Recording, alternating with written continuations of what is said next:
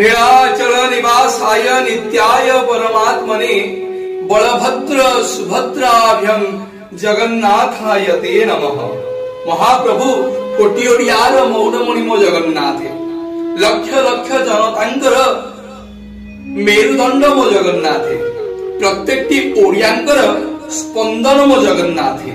महाबाहुंकु अनेई देले चका आखि को टिके अनेई देले ए आखि आज्ञा अन्यत्र होइनी मो महाबाहुंकर चका आखि रे एते कुहुक एते भावरस भरी रहिछि। सेई महाप्रभुंकर एक अलौकिक लीला जहा को आपण माने सुनिले आनंद होई जिवे। ए जो महाप्रभुंकर भुवन प्रसिद्ध रथ यात्रा हुए वर्तमान जो तीनोटी रथ होछि पुराण प्रमाण दिए जे परवर्ती मुहूर्त रे काले 6टी रथ निर्माण होउथिला। ए जो बड़दांड देई एक नदी बही जाइथिला जो नदीर ना मालिनी नदी। ए मालिनी नदी रे जगन्नाथ महाप्रभु श्रीमंदिर पाखरु तीनोटी रथ रे विराजमान करी ए नदी तट को जाउथिले एवं सगड़ रे डंगा साहाय्य रे ए नदी की पारी होई तापरे सेपटे आउ तीनोटी रथ दंडायमान होई रहुतला एवं से रथ रे महाप्रभु विराजमान करी गुंडीचा घर को जाउथिले।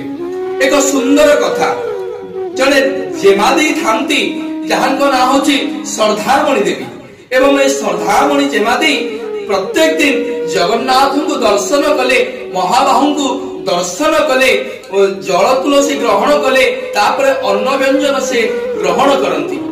जेतेबेले श्रद्धामणि देवी गुंडीचार समय चली थाए महाप्रभु नवदिनात्मक यात्रा पई श्रीमंदिर बाहरी गुंडीचा घर को जाइछंती हठात प्रबल वर्षा हला एवं ए मालिनी नदी रे बन्या सृष्टि हे गला जहा फल देखि आउ जगन्नाथ महाप्रभु को दर्शन करिवा पई श्रद्धामणि देवी जाई पारलेनी एवं श्रद्धामणि देवी जे पर्यंत जाए जगन्नाथ महाबाहु को दर्शन न करचंती से पर्यंत जाए श्रद्धामणि देवी अन्न की जल तुलसी ग्रहण करंतिनी।